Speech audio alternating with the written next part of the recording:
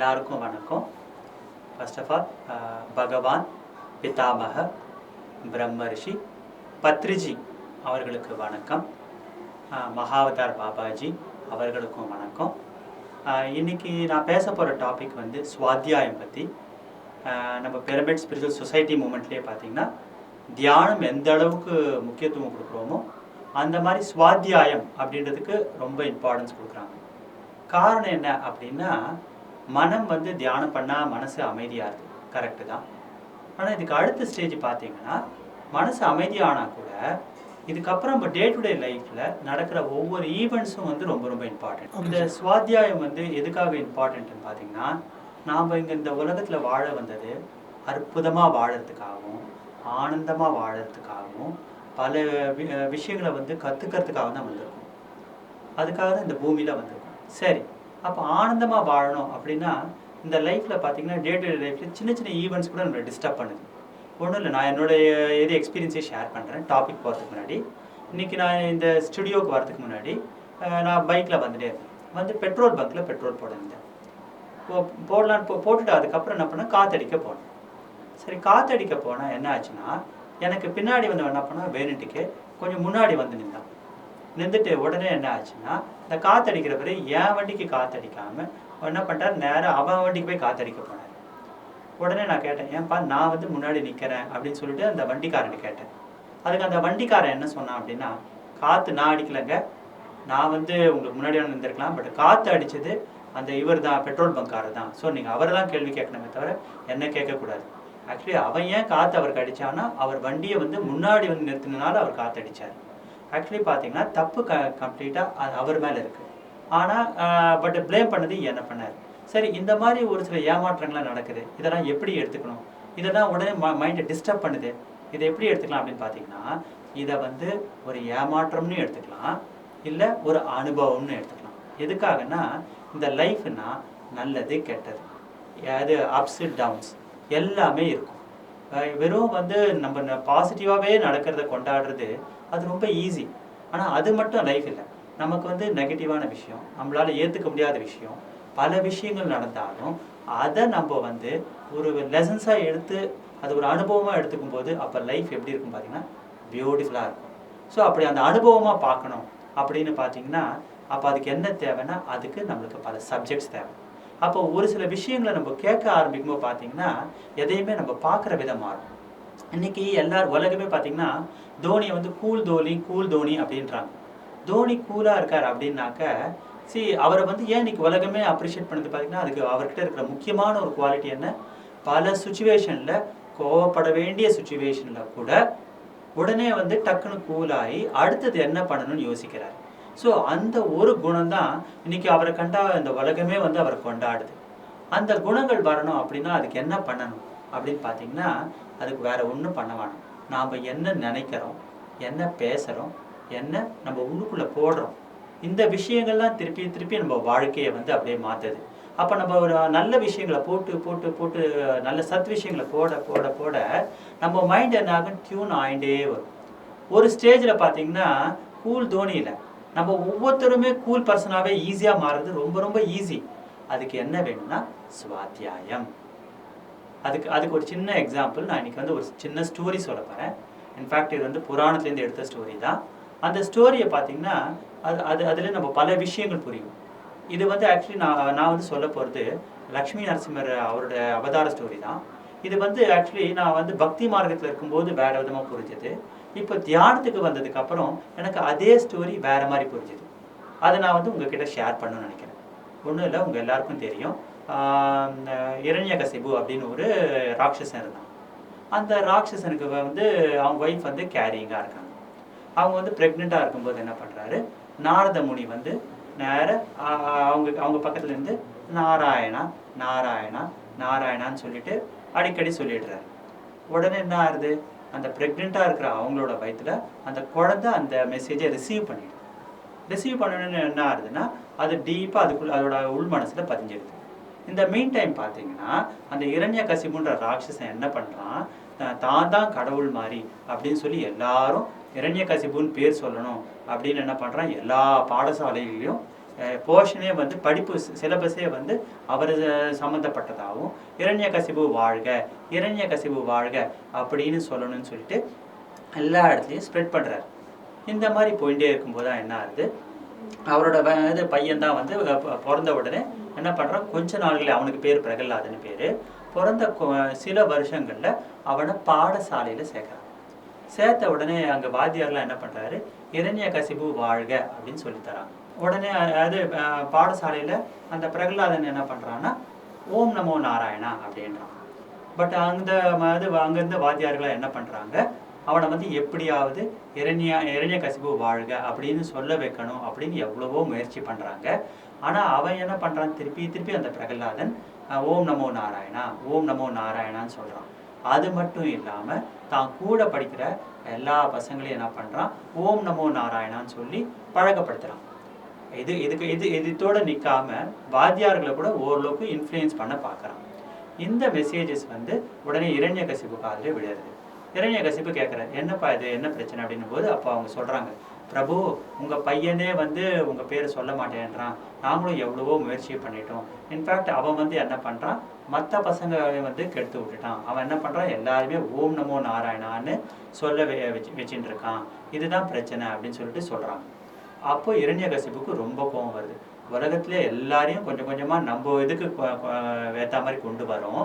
ஆனால் நம்ம வயிற்றில் நம்மளுக்கு பிறந்த இந்த பையன் வந்து ஏன் இப்படி இருக்கான் அப்படின்னு சொல்லிட்டு யோசிக்க ஆரம்பிப்பார். உடனே என்ன பண்ணுவார், சரி இந்த பிரகலாதனை பனிஷ் பண்ணோன்னா அவன் கொஞ்சம் கொஞ்சமாக த்ரெட்டன் பண்ணுவோம், அவனை பயம் உறுத்துவோம், அப்போ அவன் ஆட்டோமேட்டிக்காக கொஞ்சம் கொஞ்சமாக மாறுவான் அப்படின்னு சொல்லிட்டு என்ன பண்ணுறாரு, ஃபஸ்ட்டு அவனை வந்து கூப்பிட்றாரு. கூப்பிட்டு என்ன பண்ணுறாரு, இங்கே பார்ப்பா நீ வந்து இரண்யகசிபு வாழ்கன்னு சொல்லுப்பா அப்படின்றாரு. அவன் ஒத்துக்க மாட்டேன்றான். உடனே நீ இப்படி சொல்லலைன்னா உன்னை மலை மேலேருந்து கீழே தள்ளி விட்டுருவேன் அப்படின்னு சொல்லிட்டு சொல்கிறாரு. இருந்தாலும் நான் கவலைப்பட மாட்டேன் அப்படின்றான். உடனே என்ன பண்ணுறாங்க, மலை மேலே அவனை நிற்க வச்சு அப்போ சொல்கிறாங்க, நான் உன்னை இப்போ தள்ளி விட போகிறோம், இப்போ நீ ஒரே ஒரு வாட்டி இரண்யகசிபு வாழ்கன்னு சொல்லி உன்னை விட்டுறோன்றான்.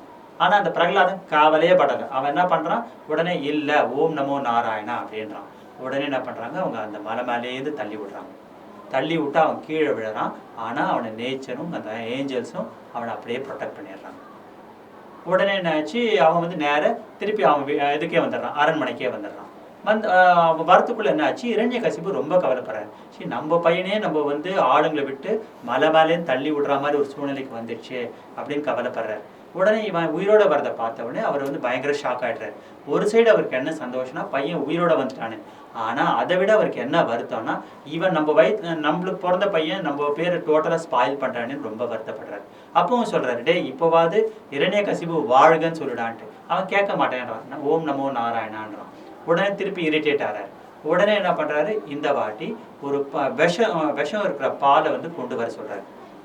உடனே என்ன பண்ணுறாரு, அந்த விஷம் இருக்கிற பாலை வந்து கொண்டு வந்த உடனே அப்போ அந்த பையன்கிட்ட இது கொடுக்கறதுக்கு முன்னாடி சொல்கிறார், டே இங்கே பாடுறா, இப்போ இந்த விஷம் இருக்குது, இதை நீ சாப்பிட்டேன்னா நீ இறந்துடுவ, உனக்கு ஒரு சான்ஸ் கொடுக்குறேன், இரண்யகசிபு வாழ்கன்னு சொல்லு, நான் உன்னை விட்டுறேன்றான். அவன் கவலையே படலை, நீ கொடுங்க அப்படின்னு சொல்லிட்டு என்ன பண்ணுறான், அந்த விஷம் இருக்கிறத அப்படியே குடிக்கிறான். ஆனால் அப்போவும் அவனை வந்து இப்போ ஏஞ்சல்ஸ் ப்ரொடெக்ட் பண்ணுறாங்க. அடுத்ததாக பார்த்தீங்கன்னா அவனை வந்து அப்போவும் மாறாதனால ரொம்ப அப்செட் ஆகிறார். இவனை நேரம் என்ன பண்ணுங்க, சமுத்திரத்தில் கொண்டு போய் விடுங்க அப்படின்றாங்க. அப்போ என்ன ஆகுதுன்னா நேராக அவங்க என்ன பண்ணுறாங்க, ஒரு போட்டை வச்சுக்கிறாங்க, நேராக கொண்டு போகிறாங்க. கொண்டு போய் சமுத்திரத்துக்கு நடுவில் அப்படியே அந்த ஆழ்கடலில் அவனை அப்படியே தள்ளி விட்டுறாங்க. தள்ளி விட்டுட்டு இவங்க வராங்க. அப்போவும் என்ன பண்ணுது, அந்த நேச்சர் அந்த ஏஞ்சல்ஸ்லாம் ப்ரொடெக்ட் பண்ணி நேராக அவனை வந்து கரையில் கொண்டு வந்து விடுறாங்க. விட்டவுடனே அவன் திருப்பியும் வந்து அரண்மனைக்கு தான் வரான். அரண்மனைக்கு வந்தவுடனே அவர் ரொம்ப வெறுத்து போகிறார். வெறுத்தவுடனே என்ன பண்ணுறாரு, நீ என்ன பெரிய ஓம் நமோ நாராயணா ஓம் நமோ நாராயணா அப்படின்றியே அப்படின்னு சொல்லிட்டு என்ன பண்ணுறாரு, அப்போது ரொம்ப கடுப்பார். கடுப்பானவனே என்ன ஆகிடுது, அப்போ கேட்குறாரு, எங்கே நமோ நாராயணா காட்டு அப்படின்றார். உடனே என்ன ஆகுது, அவர் வந்து எல்லா இடத்துலையும் இருப்பார், தூணுலையும் இருப்பார், துரும்புலையும் இருப்பார் அப்படின்றார். இந்த தூணில் இருப்பாரா அப்படின்னு சொல்லிட்டு கேட்குறாரு. இருப்பார் அப்படின்றார். உடனே அந்த இரண்யகசிபு என்ன பண்ணுறான், அந்த தூணை வந்து அப்படியே உடைக்கிறான். உடைச்ச உடனே பார்த்தா அதில் வந்து லக்ஷ்மி நரசிம்மர் வரார். ஆக்சுவலி அந்த இரண்யகசிபு என்னன்னா பேசிக்கலி அவன் வந்து ஒரு தபஸ் பண்ணவன். தபஸ் பண்ணி அவனுக்கு வந்து ஒரு வரம் இருக்குது, சிவன் கிட்ட ஒரு வரம் வாங்கியிருக்கான். என்னன்னா அதாவது அவன் வந்து தபஸ் பண்ண உடனே அவனுக்கு வரம் கொடுக்கறதுக்கு சிவன் வந்த உடனே அவன் கேட்குறான், என்னை வந்து யாரும் கொல்லக்கூடாது அப்படின்றான். சரி அப்படின்றான். அதுக்கு என்னென்னலாம் கண்டிஷன்ஸ் போடுறான்னா, என்னை வந்து காலையிலையும் கொல்லக்கூடாது, மாலையிலையும் கொல்லக்கூடாது. அது டே அண்ட் நைட் 2 வேளையுமே என்னை கொல்லக்கூடாது ஒரு கண்டிஷன். 2வது, என்னை வந்து மனுஷனும் கொல்லக்கூடாது, என்னை வந்து விலங்கும் கொல்லக்கூடாது அப்படின்றான். ஓகே அப்படின்றான். 3வதா, என்னை எந்த ஆயுதத்தாலையும் கொலை பண்ணக்கூடாது அப்படின்றான். ஓகே அப்படின்றான். இன்னொரு கண்டிஷனும் போடுறான். எனக்கு வீட்டுக்கு உள்ளேயும் கொலை பண்ணக்கூடாது, வீட்டுக்கு வெளியிலையும் எனக்கு கொலை பண்ணக்கூடாது அப்படின்றான். அப்போ பார்த்தீங்கன்னா அந்த இரண்யகசிபுவை வீட்லேயும் கொலை பண்ண முடியாது, வீட்டுக்கு வெளியிலையும் கொலை பண்ண முடியாது, மனுஷனும் கொல்ல முடியாது, அனிமல்ஸும் அவனை கொல்ல முடியாது, அவனை ஆயுதத்தாலையும் கொல்ல முடியாது. இப்படி பல கண்டிஷன்ஸ் போட்டிருக்கான்.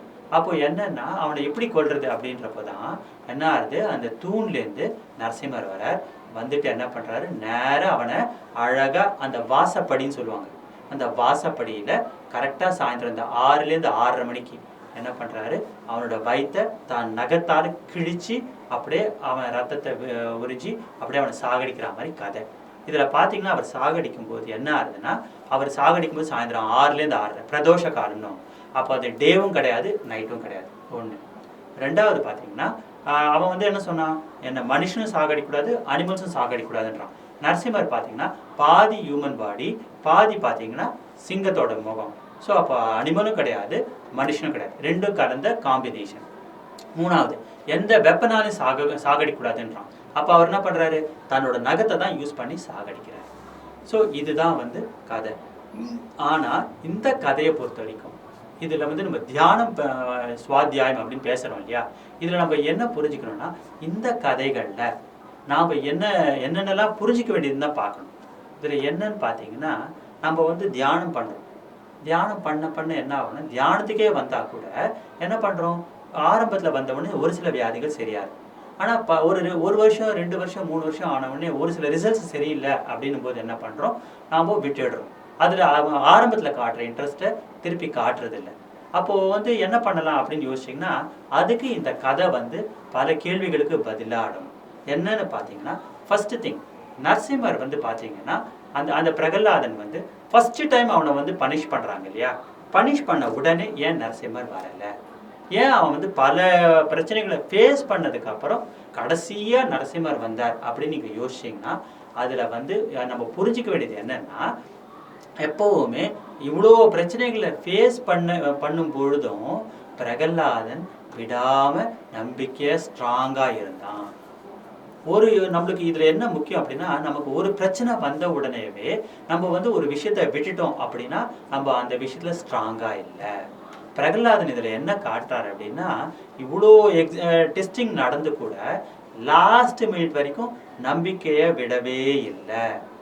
அதுதான் அந்த அதனால தான் நரசிம்மர் வந்து ஆரம்பத்திலே வராமல் அவ்வளோ வெயிட் பண்ணி கடைசி நிமிஷத்தில் அந்த பிரகலாதன் சொல்லும்போது வரார். அப்போ என்ன அர்த்தம், அப்போ நமக்கு பல விதமான ப்ராப்ளம்ஸ் வந்தாலும் ஏன் ப்ராப்ளம்ஸ் வருது, அந்த கேள்விக்கு என்ன பதில்னா, அந்த ப்ராப்ளம்ஸ் வந்தாலும் நாம் பொறுமையாக இருக்கோமா, நம்ம நம்பிக்கையோடு இருக்கோமா அப்படின்றத காட்டுறதுக்கு தான் ஒரு சில ப்ராப்ளம்ஸ் வருது.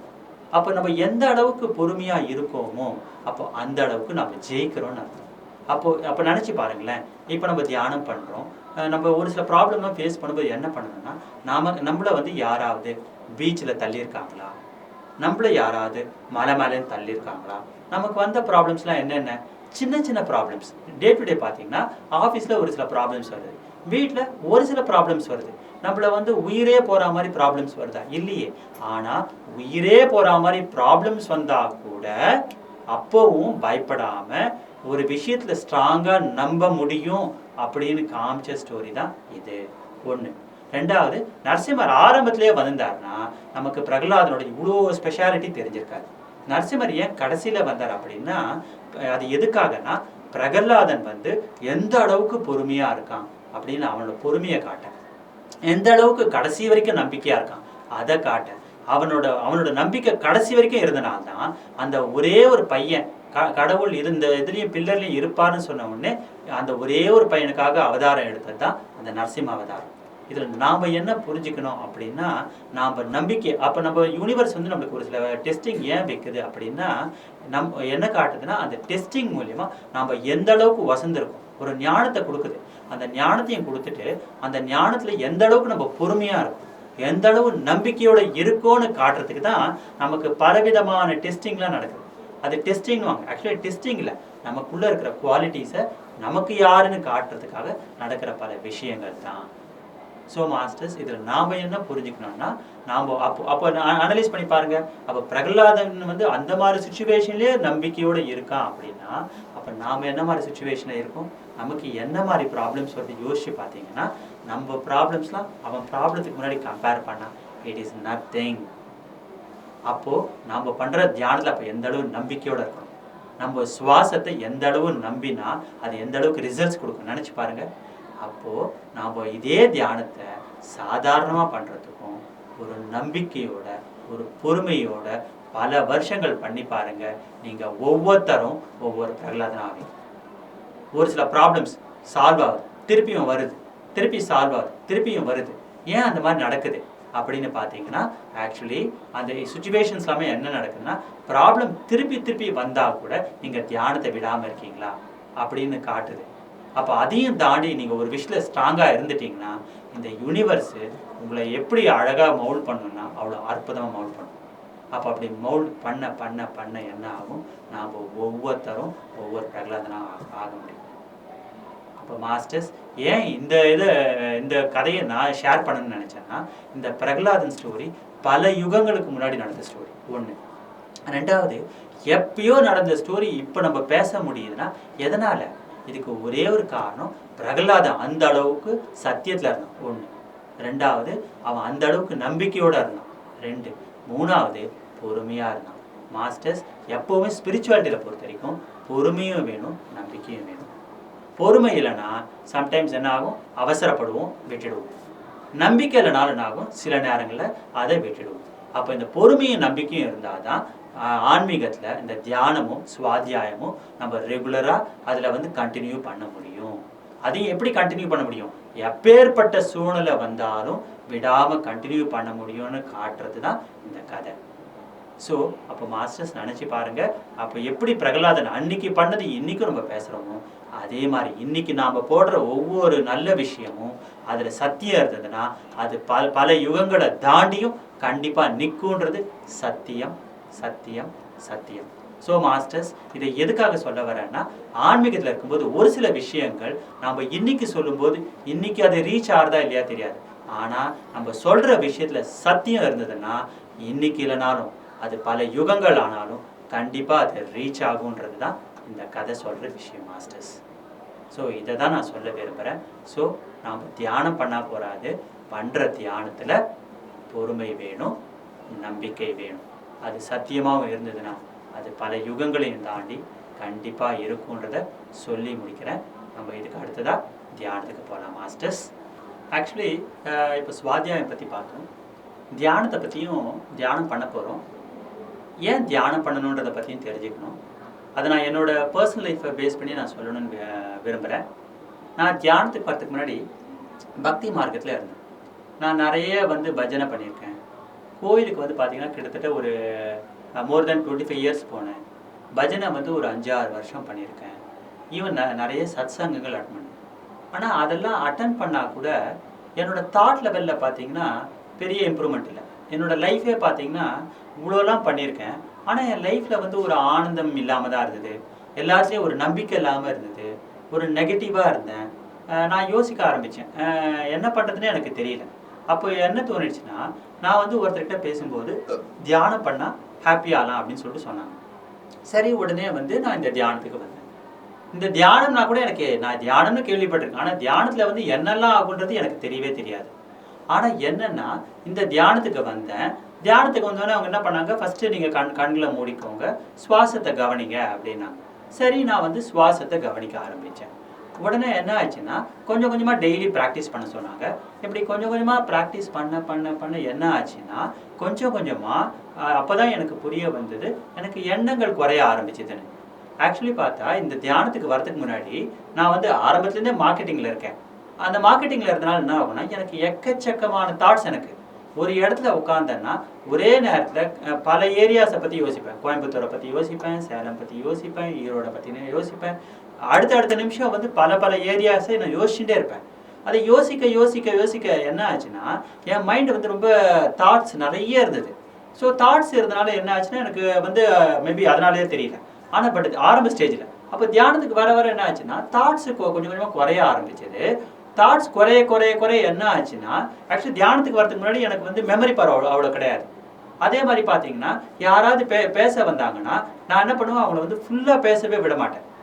என்ன பண்ணுவேன், எனக்கு ஞாபக சக்தி கம்மியாக இருக்கனால என்ன பண்ணுவேன், அவங்கள ஃபஸ்ட்டு கட் பண்ணிவிட்டு நான் வந்து சொல்ல வந்தது சொல்லிடுவேன். ஏன்னா எங்கே மறந்து போயிடுவோமோன்ற அந்த பயம் எனக்கு இருக்கும். அதனால் என்ன பண்ணுவேன், எதிர்க்க வரவங்கள பேச விடாமல் டக்குன்னு பேசுவேன். அந்த அளவுக்கு என்னோட மைண்டு இருந்தது. ஆனால் இப்போ இந்த தியானத்தை நான் வர ஆரம்பிச்சோன்னு என்ன ஆச்சுன்னா கொஞ்சம் கொஞ்சமாக தாட்ஸ் குறைய ஆரம்பிச்சுது. தாட்ஸ் குறைய குறைய இந்த சுவாசத்தையும் கவனித்து என்ன ஆச்சுன்னா என்னோட கவனிக்கும் திறனே அற்புதமாச்சு. அது மட்டும் இல்லாமல் தாட்ஸும் குறைஞ்சனால யாராவது ஏதாவது சொல்ல வந்தால் ஃபஸ்ட்டு லிசன் பண்ணுற அந்த கெப்பாசிட்டி வந்தது.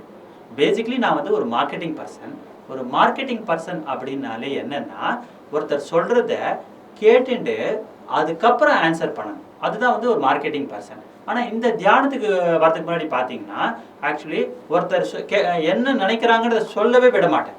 ஏன்னா எனக்கு நான் சொல்ல வந்த பாயிண்ட் மறந்துடுமோன்னு சொல்லிட்டு டக்குன்னு நான் பூந்து நான் சொல்லிடுவேன். அதுக்கப்புறம் அவங்க என்ன சொல்ல வராங்களோ அதை கேட்டுப்பேன். அதை கூட ப்ராப்பராக கேட்டுக்க மாட்டேன். ஆனால் இப்போ இந்த தியானத்தில் வந்து அந்த கவனிக்கும் திறன் அதிகமானவொடனே என்ன ஆச்சுன்னா இப்போ ஃபஸ்ட்டு எதிர்க்க வரவங்க கிட்ட அவங்கள பேச விட்டு அவங்க என்ன பேசுகிறாங்க அதை கேட்டுட்டு அதுக்கப்புறம் என்னால் வந்து அவங்க கேள்விக்கோ அவங்க என்ன விஷயம் சொல்ல வராங்களோ அதுக்கேற்ற மாதிரி என்னால் பதில் கொடுக்க முடிஞ்சுது. அப்போ நான் வந்து ப்ராப்பர் மார்க்கெட்டிங் பர்சனாக ஆனதே தியானத்துக்கு வந்ததுக்கப்புறம் தான். ஒன்று. ரெண்டாவது பார்த்தீங்கன்னா பக்தி மார்க்கம் இதெல்லாம் இருந்தால் கூட இந்த விஷயங்கள்லாம் எவ்வளோ கதைகள் கேட்டிருக்கேன். ராமர் கதையெல்லாம் நான் கேட்டதுக்கு நான் ஒரு ராமராகவே ஆயிருக்கணும். ஆனால் இந்த தியானத்துக்கு வரதுக்கு முன்னாடி பார்த்தீங்கன்னா என்னோட கோபங்கள் பார்த்தீங்கன்னா அவ்வளோ வரும். நேரம் ஒரு பாத்திரத்தை எடுத்து டமால்னு போடுற அளவுக்கு வரும். ஆனால் என்ன ஆச்சுன்னா இந்த தியானத்துக்கு வந்தவொடனே இந்த தாட்ஸ் எல்லாம் குறைஞ்சி கொஞ்சம் கொஞ்சமாக மனசு அமைதியாக ஆரம்பித்தவொடனே என்னோட கோபங்கள் குறைய ஆரம்பிச்சது. எதையுமே நான் ரியாக்ட் பண்ணுற விதம் மாற ஆரம்பிச்சது. அது மாத்திரம் இல்லாமல் எதையுமே நான் ஹேண்டில் பண்ணுற விதம் ரொம்ப அற்புதமாக ஆனது. அது மட்டும் இல்லாமல் ஈவன் பேசுகிற விதமே பார்த்தீங்கன்னா எனக்கு வந்து இந்த மாதிரி அழகாக கேப்புட்டெல்லாம் பேசவே வராது. ஸ்பீடாக பேசுவேன். ஏன்னா மறந்துடுமோன்னு சொல்லிட்டு ஸ்பீடாக பேசுவேனே தவிர அந்த பாயிண்ட்டு ப்ராப்பராக ரீச் ஆகுதான்னு கூட நான் யோசிக்க மாட்டேன். ஆனால் இப்போ இந்த தியானத்துக்கு வந்ததுக்கப்புறம் பார்த்தீங்கன்னா நான் பேசும்பொழுது ஒவ்வொன்றுத்துக்கும் கொஞ்சம் கேப் விட்டு அந்த மாடுலேஷன்ஸு சொல்லுவாங்க, அந்த அப்ஸ் அண்ட் டவுன்ஸ், அதுக்கேற்ற மாதிரி நான் பேசுகிறதுக்கு காரணம் கூட இந்த தியானம் தான். அப்போ பார்த்தீங்கன்னா அப்போ நான் என்னோட மெமரி பவர் இம்ப்ரூவ் ஆகிருக்கு. நான் திங்க் பண்ணுற விதம் மாறி இருக்கு. நான் ஒவ்வொரு விஷயத்தையும் பார்க்குற விதம் மாறி இருக்கு. அது மட்டும் இல்லாமல் நான் பேசுகிற விதம் மாறி இருக்கு. இது எல்லா மாற்றங்களுமே கொண்டு வந்தது எதுன்னு பார்த்தீங்கன்னா தியானம். இது மட்டுமா அப்படின்னு பார்த்தீங்கன்னா ஈவன் கதைகள் கூட ராமராமான்னு சொன்னேனே தவிர ஆனால் அந்த ராமர்கிட்ட என்ன கற்றுக்குறோம் அப்படின்னு நான் பார்க்கல. ராமராமான்னு சொல்லிட்டு பஜனை பண்ணுவேன். ஆனால் இப்போ இந்த தியானத்துக்கு வந்ததுக்கப்புறம் என்ன ஆச்சுன்னா அந்த ராமர்கிட்ட என்னென்ன குவாலிட்டிஸ் இருக்குது அதை வந்து எப்படி நம்ம ஒரு ராமனா ஆகணும் தான் நினைக்கிறேனே தவிர ராமராமான்னு சொல்கிறத விட நம்ம ஒரு ராமனா ஆகணும் தான் நான் நினைக்கிறேன். ஸோ அந்த மாதிரி திங்க் பண்ணுறதுக்கு காரணம் என்னென்னா இந்த தியானம் தான். ஸோ இப்போ என்ன ஆச்சு, அப்போ ராமரோட குவாலிட்டிஸை பார்க்க ஆரம்பித்தேன். அது மட்டும் இல்லாமல் அப்போ நான் பக்தி மார்க்கத்தில் இருக்கும்போது நான் ராமரோட குவாலிட்டியை பார்த்தேன். ஆனால் இப்போ இந்த தியானத்துக்கு வந்ததுக்கப்புறம் ஒவ்வொருத்தர்கிட்டையுமே என்னென்ன நல்ல குவாலிட்டி இருக்குது அப்படின்னு கற்றுக்க ஆரம்பித்தேன். ஏன்னா இங்கே தியானம் மாத்திரம் இல்லாமல் ஒவ்வொருத்தரோட அனுபவங்களை கேளுங்கன்னு வேறு சொல்கிறாங்க. ஒவ்வொரு புக்ஸை படிங்கன்றாங்க. அப்போ என்ன ஆச்சுன்னா ராமர் பக்தனா மாத்திரம் இருந்தேன்னா இன்னைக்கு வந்து ஒவ்வொருத்தருமே கொண்டாட ஆரம்பிச்சிட்டேன். அதுக்கு காரணம் என்னென்னா ஒவ்வொருத்தர்கிட்டையும் அவங்க அனுபவத்தை கேட்குறேன். ஒவ்வொருத்தர்கிட்ட அவங்க அனுபவத்தை கேட்க ஒவ்வொருத்தர்கிட்ட இருக்கிற கிரேட்னஸ் எனக்கு தெரிய ஆரம்பிக்குது. அப்போ என்ன ஆகுதுன்னா எனக்கு வந்து ராமர் மாத்திரமே கிரேட்டாக தெரிஞ்ச எனக்கு இன்னைக்கு பார்த்தீங்கன்னா ஒவ்வொருத்தர்கிட்டையும் ஒவ்வொரு கிரேட்னஸ் வந்து ஹிடன் மறைஞ்சி இருக்குன்றது புரியுது. அப்போ என்ன ஆச்சுன்னா அப்போ ஒவ்வொருத்தரும் இருக்கிற கிரேட்னஸை வந்து நான் பார்க்க ஆரம்பிக்கிறேன். ஒவ்வொருத்தர் இருக்கிற சிறப்பு அம்சங்களை பார்க்க ஆரம்பிக்கிறேன். அதை பார்க்க அப்போ எனக்கு நான் ஒவ்வொருத்தருடையும் சிறப்பு அம்சம் பார்க்க என்ன ஆகுதுன்னா அவங்கக்கிட்ட நான் கற்றுக்க பல விஷயங்கள் எனக்கு தெளிவு கிடைக்குது. பல விஷயங்கள் தெளிவு கிடைக்கிறதோ மாத்திரம் இல்லாமல் நான் இப்போ இந்த உலகமே நான் பார்க்குற விதம் எப்படி இருக்குன்னா ஒரு அற்புதமாகவும் ஒரு ஆனந்தமாகவும் இருக்குது. முன்னாடி என்னென்னா பாசிட்டிவான சுச்சுவேஷனில் கூட நான் என்ன பண்ணுவேன், நெகட்டிவ்ஸை பார்த்துருந்தவன் நான். ஆனால் இப்போ எப்படின்னா நெகட்டிவான சுச்சுவேஷன் வந்தால் கூட அதில் வந்து ஏதாவது பாசிட்டிவ் இருக்கான்னு பார்க்குற நிலைக்கு வந்ததுக்கு ஒரு காரணம் தியானம். ஸோ மாஸ்டர்ஸ் அப்போ நினச்சி பாருங்கள், நம்ம வந்து லைஃப்பில் எல்லாமே கம்ஃபர்டபுளாக அமைஞ்சாலே சம்டைம்ஸ் என்ன ஆகுது, லைஃபு போர் அடிக்குது. ஆனால் இந்த தியானம் வந்ததுக்கப்புறம் பார்த்தீங்கன்னா டிஸ்கம்ஃபர்ட்டுக்கு நடுவுலையும் நம்ம வந்து ஹாப்பியாக வாழ முடியும்னு காட்டுது. காரணம் என்ன, எல்லாத்தையும் நம்ம ஏற்றுக்கிற விதம். அதுதான் மாஸ்டர்ஸ். ஒன்றும் இல்லை, என்னோடய பர்சனல் லைஃபே எடுத்திங்கன்னா ஆக்சுவலி என் ஒய்ஃப் வந்து சொல்கிற விதம் எனக்கு ஹார்டாக தெரிஞ்சுது. நான் வந்து சாஃப்டாகவும் அவங்க எனக்கு ஹார்டாகவும் தெரிஞ்சாங்க. ஆனால் இந்த தியானத்துக்கு வந்ததுக்கு அப்புறம் தான் தெரிஞ்சது, அவங்க ஹார்டாக சொல்லலை, அவங்க சொன்னது எனக்கு ஹார்டாக படுது. அப்போ என்னென்னா எனக்குள்ளே நான் மாற்றங்களை கொண்டு வர ஆரம்பித்தோன்னே என்ன ஆச்சுன்னா, அவங்க ஹார்டுன்னு இல்லை, நான் சாஃப்டாக ஆனதுக்கப்புறம் அவங்களும் சாஃப்டாக எனக்கு தெரிய ஆரம்பித்தாங்க. அப்போ என்ன ஆச்சுன்னா என்னோடய ஃபேமிலி லைஃப் பியூட்டிஃபுல்லாக ஆச்சு. அது மட்டும் இல்லை மாஸ்டர்ஸ், எனக்கு வந்து 2 டாட்டர்ஸ், டீனேஜ் கேர்ள்ஸ். அவங்க யூஸ்வலாக உங்களுக்கு தெரியும், டீனேஜ் கேர்ள்ஸ்னால எப்படி இருக்கும், ஒரு மாதிரி அவங்க வந்து ஐடியாஸ்லாமே டிஃப்ரெண்ட்டாக இருக்கும். அப்போ அதை ஏற்றுக்கிற பக்குவம் வந்தது எதனாலனா, ஒரு டீனேஜ் கேர்ள்ஸ்னால எப்படி இருப்பாங்கன்னா ஜாலியாக இருக்கணும்னு நினைப்பாங்க. அந்த ஜாலிக்கு ஏற்ற மாதிரி என்னையும் வந்து டியூன் பண்ணி அவங்களோட லைஃப்பை என்ஜாய் பண்ணுறதுக்கான அந்த மைண்ட் செட்டை கொண்டு வந்தது இந்த தியானம் மாஸ்டர்ஸ். அது மட்டும் இல்லை, இதில் வந்து பெண்களை, ஸ்திரீயை வந்து கொண்டாட சொல்லுவாங்க. அதனால தான் இதில் வந்து பத்ரிஜி வந்து பார்த்திங்கன்னா பெண்கள் கொண்டாடணுன்னே பல ப்ரோக்ராம்ஸ் பண்ணுறாரு. அதெல்லாம் பார்க்க இப்போ என்ன ஆச்சுன்னா, எனக்கு வந்து இப்போ எனக்கு 2 டாட்டர், என் பிரதர்லாவுக்கு 2 டாட்டர், என் பிரதருக்கு ஒரு டாட்டர், இப்படி எங்கள் ஃபேமிலி சுற்றி பார்த்திங்கன்னா நிறைய இது ஃபீமேல் சைல்டு இருக்காங்க. அவங்க எல்லாருமே என்னென்னா இப்போ வந்து ஒரு பாசிட்டிவாக பார்க்குறேன், அவங்கள நான் கொண்டாடணும்னு நினைக்கிறேன். அது மட்டும் இல்லாமல் அவங்கள நான் கொண்டாட அவங்க என் மேலே அன்பை வந்து அப்படியே பொழியிறாங்க. அப்போ எனக்கு எப்படி இருக்குன்னா, என்கிட்ட அவங்க பேசுகிறதுமே அவ்வளோ அற்புதமாக இருக்குது, அவ்வளோ ஆனந்தமாக இருக்குது. அது எனக்கு வந்து ஒரு ஹாப்பினஸை கொடுக்குது, ஒரு எனர்ஜியை கொடுக்குது. அப்போ இந்த மாற்றம் வரத்துக்கு காரணம் என்னென்னா, இந்த சொசைட்டியில் கொடுத்த ஒரு மெசேஜ், அதாவது ஸ்திரீயை கொண்டாடணும், பெண்களை கொண்டாடணுன்றது. ஸோ மாஸ்டர்ஸ், இந்த சொசைட்டியில் இருக்கும்போது என்ன பார்த்தீங்கன்னா, ரெகுலராக ஒரு சொசைட்டியில் ஏன் இருக்கணும் அப்படின்னு பார்த்தீங்கன்னா, அதில் வந்து ஒரு குரூப் ஆஃப் பீப்புள் வந்து ஒரு பர்டிகுலர் விஷயங்களை செய்வாங்க. என்னென்னா, இப்போ இதுலேயே பிரமிட் ஸ்பிரிச்சுவல் சொசைட்டி மூமெண்ட்லேயே பார்த்தீங்கன்னா தியான வகுப்புகள் நிறைய நடத்துவோம். அப்போ என்ன ஆகுனா, ஆட்டோமேட்டிக்காக நம்ம அந்த வகுப்புல அட்டன் பண்ண நம்ம வந்து ஆட்டோமேட்டிக்காக தியானம் பண்ணுறது நம்மளோட ஹேபிட் ஆகும். ஒன்று அது மட்டும் இல்லாமல், ரெண்டாவது அவங்க கொடுக்குற மெசேஜஸ் பார்த்தீங்கன்னா அன்னன்னைக்கு நம்மளுக்கு வந்து லைஃப்பில் ஹேண்டில் பண்ணுறதுக்கு ரொம்ப ஈஸியாக இருக்கும். அதுக்கு ஒரு சின்ன எக்ஸாம்பிள் சொல்கிறேன். ஆக்சுவலி வந்து பார்த்திங்கன்னா, இப்போ எங்கள் வீட்டில் வந்து பசங்க வந்து நைட்டு ஒரு சின்ன ஈவெண்ட் ஆச்சு. எவ்ரிடே என்ன ஆச்சுன்னா மொபைல் வந்து யூஸ் பண்ணுறாங்க. மொபைல் யூஸ் பண்ணும்போது நைட்டு 11-12 o'clock வரைக்கும்லாம் பேசிகிட்டு இருப்பாங்க. பட் என்ன ஆச்சுன்னா, என் ஒய்ஃப் வந்து என் டாட்டர்ஸ் வந்து சொன்னாங்க, நீங்கள் வந்து நைட்டு மொபைலை வந்து இவ்வளோ நேரம் யூஸ் பண்ணுறது தப்பு, ஸ்டாப் பண்ணுங்கள் அப்படின்னு சொல்லிட்டு அந்த இஷ்யூஸ் போயிட்டே இருந்தது. எனக்கு வந்து கொஞ்சம் ஒரு சைடு வந்து அவங்க ஃப்ரீடம் இருக்குது, ஆனால் இருந்தாலும் அவங்க வந்து மிஸ்யூஸ் பண்ணுற மாதிரி ஒரு மாதிரி நான் டிஸ்டர்ப்டாக தான் ஃபீல் பண்ணேன். ஏன் இவ்வளோ நேரம் அவங்க வந்து மொபைல்ஸ் யூஸ் பண்ணுறாங்க அப்படின்ட்டு. இன்றைக்கி வந்து என்னாச்சு, ஒரு சீனியர் மாஸ்டர்கிட்ட நான் பேசினேன். பேசும்போது என்ன ஆச்சுன்னா, அவங்க அழகாக சொன்னாங்க, என்னென்னா எப்போவுமே நாம் வந்து இதில் என்ன சொல்கிறோன்னா, நாம் எல்லாரும் ஆன்மாக்கள், சோல்ஸ்ன்னு சொல்கிறோம். சோல்னு சொல்கிறோன்னா அப்போ என்ன அர்த்தம், நாம் ஒரு ஆன்மா, மற்றவங்களும் ஒரு ஆன்மா அப்படின்னா ஃபஸ்ட்டு என்ன பண்ணணும், அப்போ நாமளும் ஃப்ரீடமில் இருக்க பார்க்கணும், மற்றவங்களுக்கும் அந்த ஃப்ரீடத்தை கொடுத்தாதான் நம்ம உண்மையிலேயே அந்த சோலோட இதில் இருக்கோன்னு அர்த்தம் அப்படின்னா. உடனே எனக்கு புரிஞ்சுது, அப்போது நான் என்னோடய டாட்டர்ஸ்க்கு ஃப்ரீடம் கொடுக்கணும். ரைட். ரெண்டாவது, ஃப்ரீடம் கொடுத்தது அத்தோடு நிறுத்தக்கூடாது. ரெண்டாவது என்ன பண்ணணும், நான் உனக்கு ஏன் ஃப்ரீடம் கொடுக்குறேன் அப்படின்னா, நான் உன்னை நம்புகிறேன், உன் மேலே நான் வந்து ஒரு நம்பிக்கை வச்சுருக்கேன் அப்படின்ற ஒரு வார்த்தையும் சொல்லணும். அப்போ தான் என்ன ஆகும், அவங்களுக்கு வந்து ஒரு ரெஸ்பான்சிபிலிட்டி வரும். அப்போ என்ன ஆகும், அதையே திருப்பி சொல்லக்கூடாது. திருப்பி சொன்னால் அது இரிட்டேட் ஆகும். அது இல்லாமல் தென் அண்ட் தேர் எப்பயாவது நம்ம சொல்ல வேண்டிய நல்லதையும் சொல்லணும். அது at the same time force பண்ண மாதிரி இருக்கக்கூடாது. ஸோ அப்போ நம்ம அவங்களுக்கு கொடுக்க வேண்டிய ஃப்ரீடத்தை கொடுத்தோன்னா மேபி ஒரு சில சின்ன ப்ராப்ளங்கள்லாம் வரலாம் அப்புறம் கூட. ஆனால் நம்ம அந்த ஹோல் லாட்டடாக கொடுக்குறோம் பாருங்கள் அந்த ஃப்ரீடம், அவங்க ஒரு ஸ்டேஜுக்கு அப்புறம் என்ன ஆகும்னா, நம்ம கொடுத்த ஃப்ரீடத்தை உணர்ந்து நம்மக்கிட்ட வந்து அந்த லவ்வை வந்து அவங்க எக்ஸ்பிரஸ் பண்ணுவாங்க மாஸ்டர்ஸ்.